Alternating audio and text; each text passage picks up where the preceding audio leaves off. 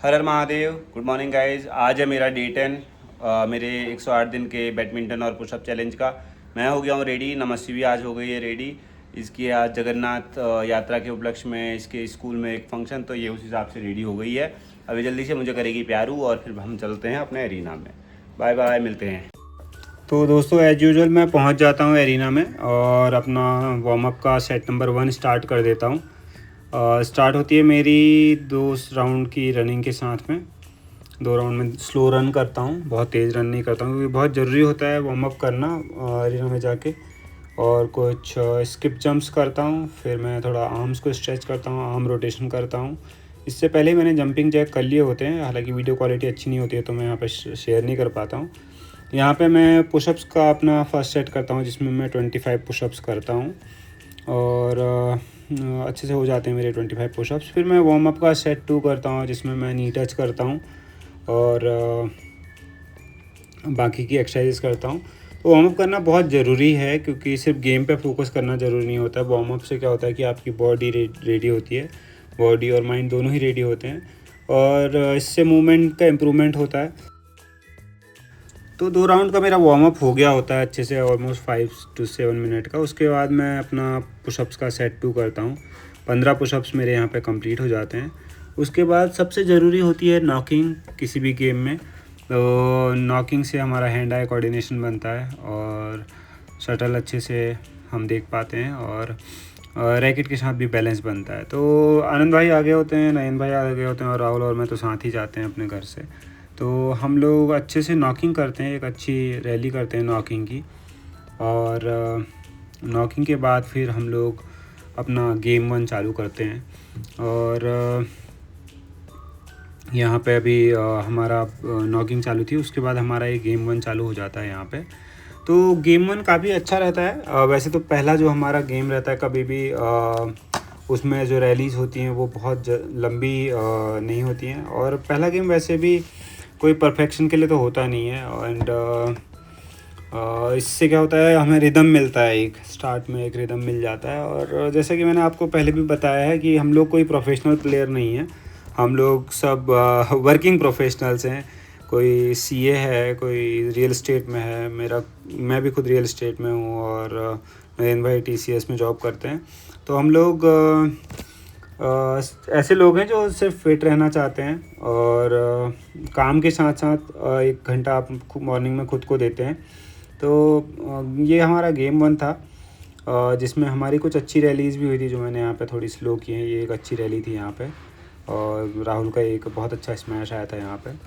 तो हम लोग बस कोशिश करते हैं कि कंसिस्टेंट रह के रोज़ जाके और एक अच्छा गेम कर सकें, एक अच्छा गेम रैली कर सकें और थोड़ा स्वेट बहा सकें अपना, ताकि उससे हमारी जो फिटनेस है वो बनी रहे और कोई हमारा पर्पज़ नहीं है। और बैडमिंटन एक ग्रुप गेम है तो हम लोग इन्जॉय बहुत करते हैं इस गेम को, क्योंकि ग्रुप में हंसी मजाक बहुत होता है, बातें होती हैं, रैलीज अच्छी होती हैं। तो कोई शॉट अच्छा आता है तो अप्रिसिएशन मिलता है, कुछ शॉट ख़राब होता है या कुछ मिस होता है तो उसमें दूसरा हमें ट्रोल करता है कि अरे कर नहीं पा रहा है। तो वो सब जो है इस गेम का एक बहुत ही इम्पोर्टेंट हिस्सा है, तो वो हम करते हैं। तो ये कुछ रैलीज़ हैं हमारे यहाँ पे, आप देखोगे तो काफ़ी मज़ा आया था क्योंकि वार्म अप अच्छे से हो गया था, नॉकिंग भी अच्छे से हो गई थी और हमारा एक गेम 1 चालू था। कुछ अच्छी रैलीज़ हुई हमारी, जो मैंने यहाँ पे स्लो भी की हुई थी। तो बहुत मज़ा आता है। तो मूवमेंट इसमें धीरे धीरे हमारी बढ़ जाती है। हालांकि पहला गेम जो होता है हम लोग हार जाते हैं और टोटल आज हमने 4 गेम खेले होते हैं। 4 में से 2 गेम तो हम हार जाते हैं फर्स्ट के, और सेकंड गेम जो है वो थर्ड गेम जो है वो हम लोग जीतते हैं और फोर्थ गेम 2-1 का होता है जिसे मैं जीत जाता हूँ। तो फर्स्ट गेम अच्छा रहता है हमारा, थोड़ा सा आराम से कंफर्टेबल रह के एंजॉय करके हम लोग गेम खेलते हैं और मज़ा काफ़ी आ रहा होता है। रैलीज़ अच्छी होती हैं, बीच बीच में हंसी मजाक होते रहती है तो बहुत अच्छा लगता है।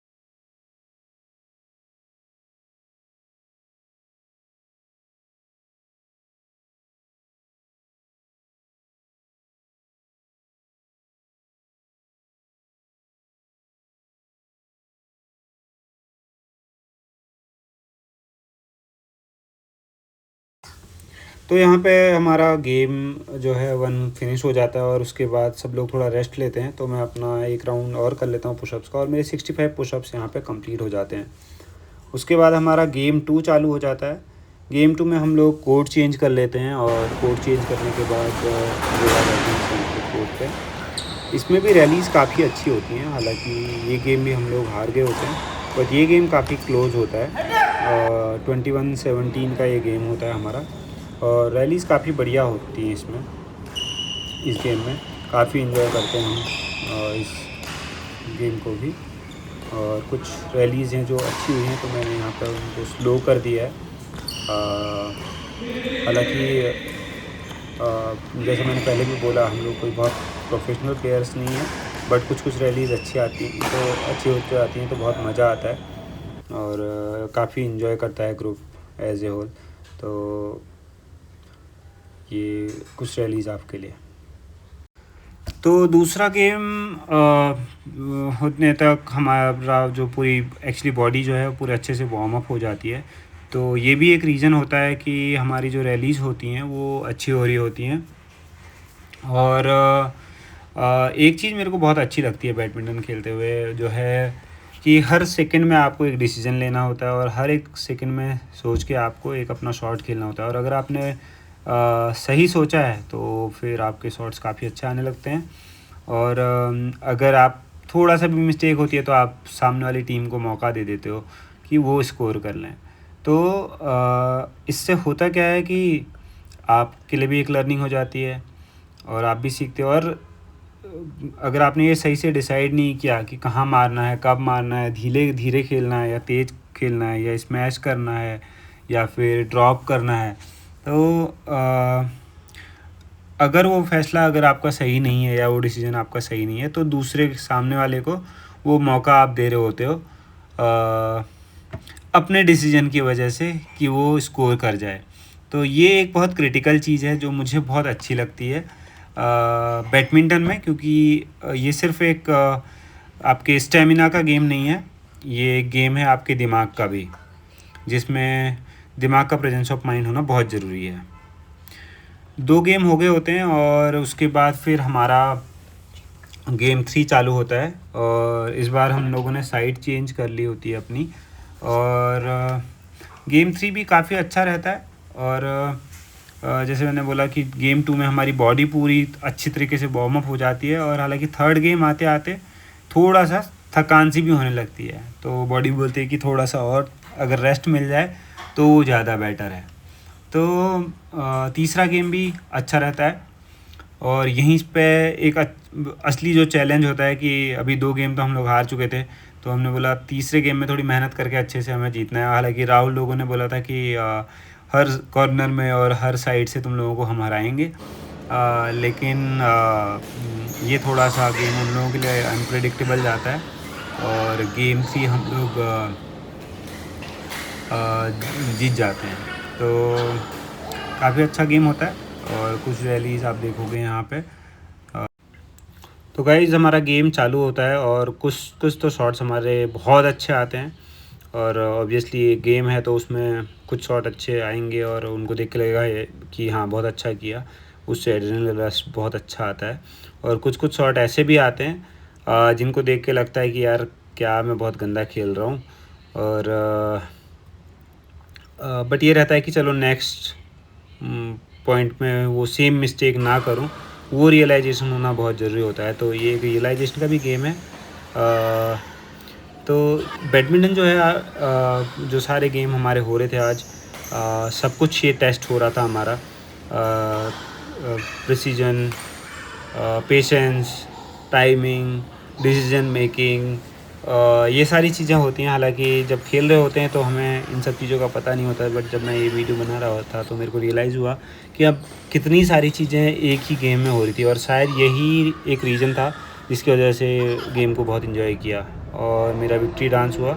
उसके बाद मैं पुशअप कर रहा था और मैंने आइडिया लगाया कि क्यों ना आज मेरा 10th डे है ये इस चैलेंज का, तो अपने रैकेट को थोड़ा प्यार करते हुए मैं पुशअप्स करूं और यहाँ पे मैंने अपने 80 पुशअप्स कंप्लीट कर लिए थे इसी के साथ में। और काफ़ी मज़ा आ रहा था पूरा पुशअप्स करने में भी, और एक अलग जोश था। हालांकि 3 गेम के बाद सब लोग थक गए थे, तो राहुल ने तो इसके बाद रेस्ट ले लिया था।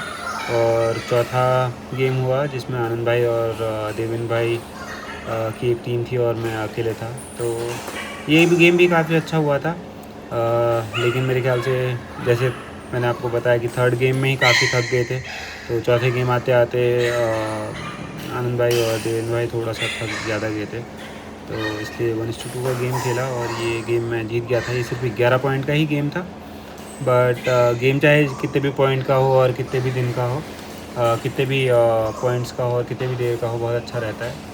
और यूजुअली आखिरी गेम ही सबसे ज़्यादा मज़ेदार रहता है, क्योंकि उसमें कोई जल्दबाजी नहीं रहती और पता होता है कि ये आखिरी गेम है, तो थोड़ा एक्स्ट्रा एफर्ट भी अगर करने हो तो वो हम कर लेते हैं। और ओवरऑल जो है हमारा 1 घंटे का जो समय है वो पूरा अच्छे से पास हो जाता है, और लगता है कि हाँ चलो आज अपने लिए खुद कुछ किया है जो हमें कल आने वाले कल में हो सकता है फिट रखेगा। और इस तरीके से हमारे 4 गेम हो जाते हैं, और 4 गेम के बाद फिर समय आ जाता है कि मैं थोड़ा अपना जो पुशअप्स है उसको कंप्लीट कर लूँ, क्योंकि आज 10वां दिन था मेरे पुशअप्स का, और 108 पुशअप्स कंप्लीट करने बहुत ज़रूरी थे, क्योंकि वही मेरा चैलेंज है। तो 10 दिन कंप्लीट हुए तो मेरा सिर्फ 108 पुशअप्स नहीं, 1080 पुशअप्स आज मेरे कंप्लीट हो गए हैं इसी के साथ। और वो एक अपने आप में एक बहुत बड़ा अचीवमेंट लगा मुझे, क्योंकि एक सोचा भी नहीं था और आज 10 दिन हो गए हैं और पता भी नहीं चला। तो चारों गेम हो गए होते हैं और उसके बाद बहुत ज़रूरी होता है कि मैं कूल डाउन भी करूं, और मैं बहुत खुश होता हूं क्योंकि आज मैंने 1080 पुशअप्स मेरे कंप्लीट हो गए हैं 10 दिन में। जो चैलेंज मैंने चालू किया था पता भी नहीं चला कि 10 दिन कब पूरे हो गए।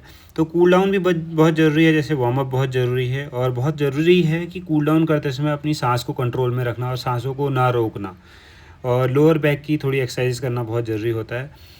और अपनी ब्रीथ को कंट्रोल करके और हर हर महादेव का नाम लेके मैं अपना ये कूल डाउन जो है आज पूरा कंप्लीट करता हूँ। तो अगर आप भी ऐसा ही कोई चैलेंज फॉलो कर रहे हो तो कमेंट करके ज़रूर बताएं। हर हर महादेव।